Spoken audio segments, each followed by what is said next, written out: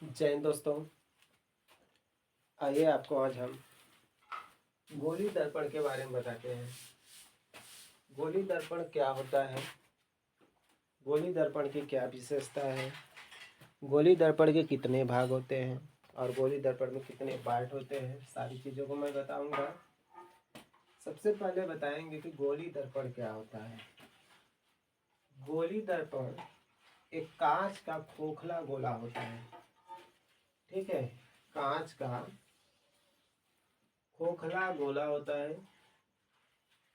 ठीक, जिसको काट कर कलई कर देने से दर्पण का निर्माण हो जाता है। यानी कांच का एक खोखला गोला होगा जिसको काटा जाएगा और काट देने के बाद उसका एक पृष्ठ कलई कर देंगे तो गोली दर्पण दर्पण के भांति व्यवहार करने लगेगा, जिसको हम क्या कहेंगे, गोली दर्पण कहेंगे। गोली दर्पण लिख सकते हो कि यह कांच का एक खोखला गोला होता है जिसका एक पृष्ठ क्या किया गया, कलई करते हैं। आइए लिख देते हैं, लिखेंगे कि गोलीय दर्पण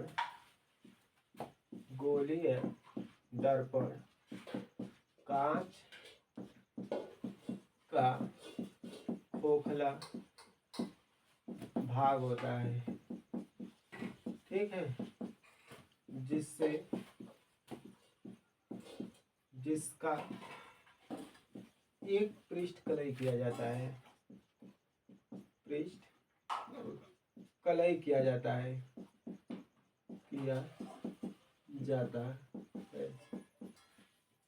तथा दूसरा पृष्ठ क्या आता है, तथा दूसरा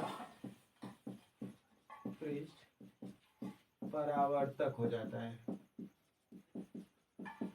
ठीक है, इसका एक पृष्ठ कलई कर देंगे और दूसरा पृष्ठ क्या होगा, परावर्तक हो जाएगा।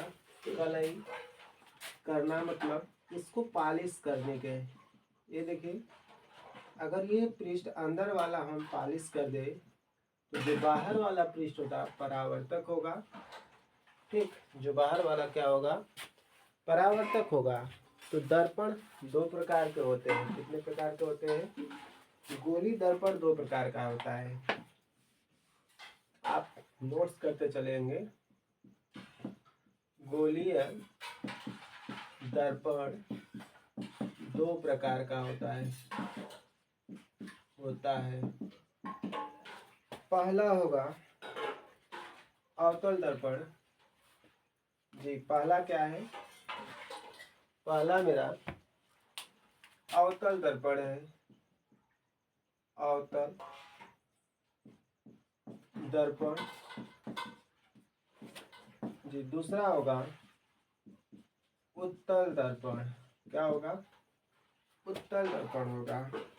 जैसे कांच का खोखला गोला था, ये कांच का खोखला गोला है जी। अगर हम इसको काट देंगे तो ऐसे कट जाएगा। ठीक, और इसी तरह ये भी है, ऐसे कट जाएंगे। ठीक, कांच का खोखला गोला हो गया, काट दिया गया।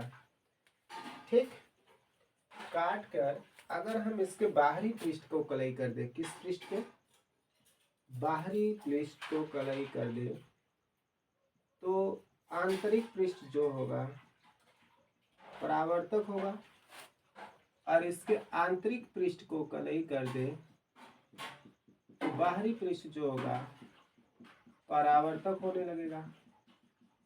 ठीक, परावर्तक का मतलब है, बाद में पढ़ते हैं हम लोग, प्रकाश की किरण इस तरह से आए और उस पर टकराए तो वापस हो जाए, परावर्तित हो जाए, इसलिए उसका नाम परावर्तक पड़ा। इसमें अंदर आएगी और इस पे आएगी, सतह पे जैसे टकराएगी तो परावर्तित होगा, वापस हो जाएगी, इसलिए परावर्तक, इसको, इस विधि को परावर्तक कहते हैं। ठीक है, तो ये बात की बातें हैं, इसको बाद में समझेंगे। तो जिसका उभरा हुआ भाग कलई किया जाए उसे अवतल दर्पण, तथा जिसका दबा हुआ भाग कलई किया जाए उसको उत्तल दर्पण कहते हैं। ठीक है, तो ये गोली दर्पण हो गया दोस्तों। अब आपको बताएंगे कि इसमें इस दर्पण के दो पार्ट हो गए ना, एक अवतल एक उत्तल हो गया, एक गोली दर्पण से निकल कर बने हुए हैं। इस दर्पण का जो मुख्य बिंदु होगा, मध्य बिंदु ध्रुव होता है, इसको हम बोलेंगे ध्रुव। और ध्रुव को हम लोग P से दिखाते हैं। ये गोली दर्पण से संबंधित परिभाषा में आप ध्रुव पढ़ेंगे। क्या पढ़ेंगे? ध्रुव। इसका भी मध्य बिंदु क्या होगा? ध्रुव होगा। इसको कैपिटल P से दिखाएंगे। देखिए अवतल उत्तल चीजें दोनों सेम हो जाएंगी। तो ध्रुव क्या होता है? अगर आपसे कोई पूछे कि ध्रुव क्या होता है, तो ध्रुव P होता है। P की डिफिनीशन क्या होगी? लिखेंगे दर्पण का मध्य बिंदु, दर्पण का मध्य बिंदु ध्रुव कहलाती है। ठीक है, ध्रुव कहलाती है। ठीक, इसे कैपिटल P द्वारा प्रदर्शित करते हैं।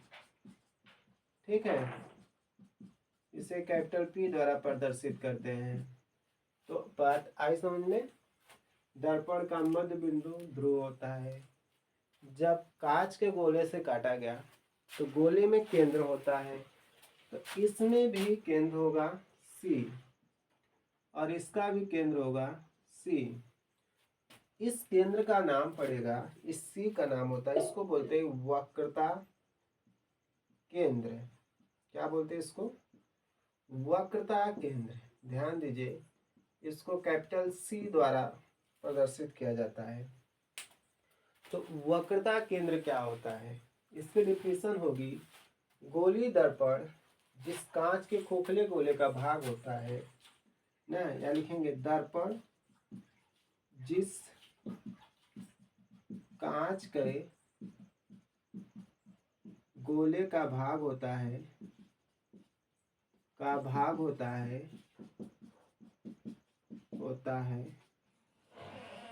उसके केंद्र को वक्रता केंद्र कहते हैं। उसके केंद्र को वक्रता केंद्र कहते हैं। यानी ये किसी गोला से निकाला गया था ना, तो ये गोला का केंद्र होगा, तो इसको गोले का केंद्र कहेंगे। अब भाई दर्पण में वक्रता पढ़ते हैं तो वक्रता केंद्र होगा, यानी वक्र का केंद्र वक्रता केंद्र। देखिए ये वक्री है ना, तो इसका केंद्र क्या होगा? वक्रता केंद्र होगा। इसे कैपिटल C से प्रदर्शित करते हैं। प्रदर्शित करना मतलब इसको अगर C लिख देंगे तो आप समझिएगा वक्रता केंद्र है। तो इसको नोट्स कर लीजिए। ठीक है, इसको क्या कर लीजिए आप लोग? नोट्स कर लीजिए। आइए अब आपको पढ़ाते हैं, कुछ और बताएंगे इसमें। ये ध्रुव की बात हो गई, वक्रता केंद्र की बात हो गई। अब मेरा होता है वक्रता त्रिज्या। क्या होता है? वक्रता त्रिज्या। PC बोलते हैं। क्या बोलते हैं? PC। देखिए वक्रता त्रिज्या होता है, हाई ध्रुव को यहां तक लाके मिला देंगे।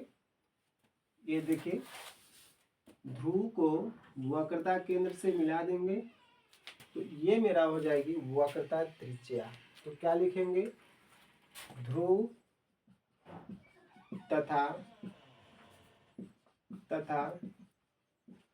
केंद्र के, किस केंद्र के? वक्रता केंद्र के बीच की दूरी को वक्रता त्रिज्या कहते हैं। वक्रता त्रिज्या कहते हैं। इसे PC से प्रदर्शित करते हैं। PC से प्रदर्शित करते हैं। ये दोस्तों समझ में आया होगा आपको। देखिए यहाँ से यहाँ के बीच की दूरी वक्रता त्रिज्या हो जाएगी। ठीक है, वक्रता त्रिज्या। वक्रता गोले दर्पण जिस गोले का भाग होता है उसको वक्रता कहते हैं। और वक्रता त्रिज्या की बात करेंगे तो दर्पण के ध्रुव तथा वक्रता केंद्र के बीच की दूरी को वक्रता त्रिज्या कहते हैं। इसे PC द्वारा प्रदर्शित करते हैं, यानी P से C होता है। अब इस रेखा का क्या नाम है उसको बताएंगे, आप नोट्स कर लीजिए। इस रेखा का जो नाम है उसका नाम हम बताएंगे आपको। ये जो PC एक रेखा है, थोड़ा सा इसको आगे बढ़ा के देख लीजिए। इसका नाम दे देते हैं मुख्य अक्ष। क्या नाम दे देते हैं? मुख्य अक्ष। क्या नाम दे देते हैं? मुख्य अक्ष। तो दोस्तों मुख्य अक्ष की डिफिनेशन क्या होगी उसको देख लीजिए। मुख्य अक्ष जो होता है करे ध्रुव तथा, इसका परिभाषा होगा ध्रुव तथा वक्रता केंद्र को मिलाने वाली सरल रेखा को मुख्य अक्ष कहते हैं। ठीक है, ध्यान दीजिए। हाई देखिए क्या हुआ है, ध्रुव से सी तक पहुंचा है, यानी पी से सी। तो करें ना ध्रुव तथा वक्रता केंद्र को मिलाने वाली रेखा, कौन सी रेखा? सरल रेखा को मुख्य अक्ष कहा जाता है। ध्रुव तथा वक्रता केंद्र को मिलाने वाली एक सरल रेखा को क्या कहेंगे? मुख्य अक्ष कहेंगे। क्या कहेंगे? मुख्य अक्ष। तो नोट्स कर लीजिए, आप नोट्स करते हुए चलिएगा, बात को समझिए, मैं समझा नहीं सकता हूँ। सारी चीज़ें लिखी जा रही है और मिटाई जा रही हैं बिकॉज स्पेस बहुत कम है। तो मुख्य अक्ष की डिफिनेशन हो गई। अब मैं आपको मुख्य फोकस की बात बताऊंगा। इसमें होता है मुख्य फोकस। मुख्य फोकस क्या होता है इसको जानिए। जो मुख्य फोकस होता है, मुख्य फोकस या फोकस इसे कहते हैं, या केवल फोकस भी कह सकते हो जी। आपको कई परिभाषाएं बताई जाई होंगी, मैं आपको एकदम सिंपल परिभाषा बताता हूँ, कोई काट नहीं सकता। देखिए ध्रुव तथा वक्रता केंद्र का एकदम जो मध्य बिंदु होगा ना, वही होता है मुख्य फोकस। ठीक है, ध्रुव तथा वक्रता केंद्र का जो मध्य बिंदु होगा ना, वही होगा मुख्य फोकस। ये अवतल दर्पण में पढ़ रहे हैं, ये उत्तल दर्पण में पढ़ रहे हैं। ठीक है, तो हम बहुत सिंपल तरीके से आपको लिखेंगे, ध्रुव तथा वक्रता केंद्र के मध्य बिंदु को फोकस कहते हैं, फोकस या मुख्य फोकस कहते हैं। ठीक, इसे जो हम दिखाते हैं कैपिटल एफ द्वारा प्रदर्शित किया जाता है,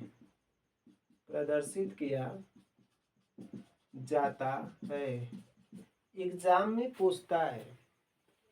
आप कतई टेंशन मत लीजिए कि आपका एग्जाम में न पूछा जाए, जरूर पूछेगा। प्रतिबिंब के बनने का नियम पूछता है, अवतल दर्पण उत्तल दर्पण में प्रतिबिंब की स्थिति पूछता है, प्रकृति पूछता है, तो आप जरूर पूछेगा, आप ध्यान दीजिएगा। मुख्य फोकस या फोकस हो गया, कह रहा ध्रुव तथा वक्रता केंद्र के मध्य बिंदु को मुख्य फोकस कहते हैं। ठीक है, ध्रुव तथा वक्रता केंद्र के मध्य बिंदु को मुख्य फोकस कहते हैं। ध्यान दीजिए, ये P हो गया और ये C हो गया, सेम इसका मध्य F हो गया, इसी तरह इसमें हो जाएगा। तो आप इसको नोट्स कर लीजिए प्लीज। ठीक, आप इसको नोट्स करते चलेंगे। अब मैं आपको सिखाने की कोशिश करूँगा। फोकस हो गया तो फोकस का दूरी भी होगा, तो दीजिए फोकस दूरी। फोकस दूरी क्या होगा? बहुत सिंपल है, फोकस दूरी। देखिए ध्रुव तथा, देखिए बार बार ध्रुव से ही सारी दूरियां नापी जा रही है, इसलिए ध्रुव बहुत मायने रखेगा। ठीक है, तो लिखेंगे ना, ध्रुव तथा मुख्य फोकस के बीच की दूरी फोकस दूरी कहलाती है। ठीक है, कहलाती है। ठीक है मेरे दोस्तों, तो इसे हम कैसे प्रदर्शित करेंगे? इसे कैपिटल एफ से प्रदर्शित करते हैं। कैपिटल एफ से प्रदर्शित करते हैं। आई बात समझ में? इसे हम कैपिटल एफ द्वारा प्रदर्शित करते हैं। इसे हम कैपिटल सॉरी कैपिटल नहीं भाई, स्मॉल एफ से प्रदर्शित करते हैं। ध्यान दीजिए, स्मॉल एफ से प्रदर्शित करते हैं। कैपिटल एफ मुख्य फोकस होता है और इसके बीच की दूरी जो होती है ना स्मॉल एफ होती है, यानी यहाँ से यहाँ जो होगा स्मॉल एफ होगा। तो ये हो गया। अभी आपको हम फोकस और वक्रता केंद्र का संबंध बता देते हैं। इसके पहले आप पढ़े थे फोकस क्या होता है, तो पढ़े थे कि ध्रुव तथा वक्रता केंद्र की बीच की दूरी के मध्य बिंदु को फोकस कहते हैं। तो इसी लगे हाथ मैं आपको फोकस पढ़ा देता हूँ। क्या पढ़ा देता हूँ? फोकस दूरी तथा वक्रता त्रिज्या में संबंध ए स्मॉल एफ बराबर होता है r/2। कैसे? डिफिनेशन से। कैसे? परिभाषा से। अभी आपको मैं बताया था कि जो मुख्य फोकस होता है ध्रुव और वक्रता का मध्य बिंदु होता है। मध्य मतलब आधा, यानी इस पेन का आधा 2 हिस्सा होगा। इसीलिए मैंने यहाँ से यहाँ की दूरी में, यानी वक्रता केंद्र से ध्रुव के दूरी में 2 से भाग दे दिए, तो स्मॉल एफ के बराबर हो गया। ये होगा फोकस दूरी तथा वक्रता त्रिज्या में संबंध। बहुत इंपॉर्टेंट था, इसलिए अभी बता दिए।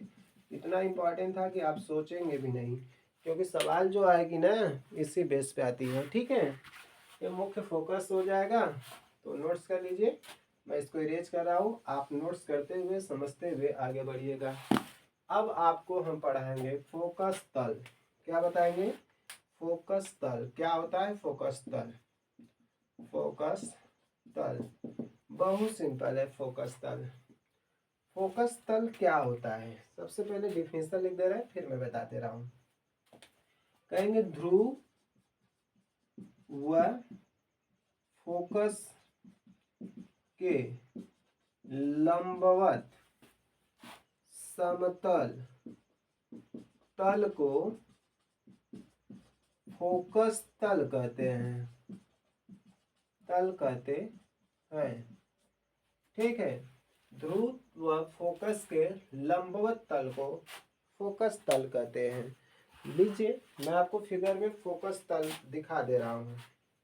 ध्रुव तथा फोकस के लंबवत तल को फोकस तल कहते हैं। ये देखिए ध्रुव हो गया, इसके लंबवत खींच लेंगे, लंबवत यानी 90 अंश पर एक तल बनेगा जिसे हम क्या कहेंगे? फोकस तल कहेंगे। देखिए ध्रुव तथा फोकस, ध्रुव व फोकस के लंबवत समतल तल को, ये ध्रुव हो गया, ये फोकस का तल हो गया, इसी को हम फोकस तल कहेंगे। इसको क्या कहेंगे? फोकस तल। इसी तरह अवतल में हो गया तो उत्तल में भी यही होगा, फोकस तल। ये मेरा क्या होगा? फोकस तल दोस्तों, फोकस तल। ठीक है, अब मेरा आगे आता है दर्पण का द्वारक। क्या आता है? दर्पण का द्वारक क्या होता है? दर्पण का द्वारक यहाँ है m1 और m2। m1 m2 दर्पण का द्वारक जो होता है ना, दर्पण का व्यास होता है, यानी व्यास को द्वारक बोलेंगे। ठीक है, लिखेंगे दर्पण के व्यास को, दर्पण के व्यास को दर्पण का द्वारक कहते हैं। क्या कहते हैं? द्वारक कहते हैं।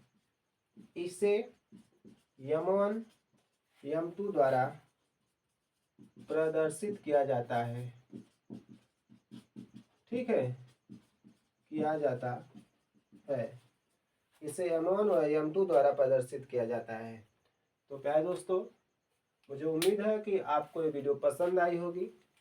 यदि वीडियो पसंद आ रही तो प्लीज़ इसको लाइक, सब्सक्राइब और शेयर करना ना भूलिए। सपोर्ट की ज़रूरत है, सपोर्ट कीजिए, आपको बेहतर रिस्पॉन्स मिलेगा। धन्यवाद।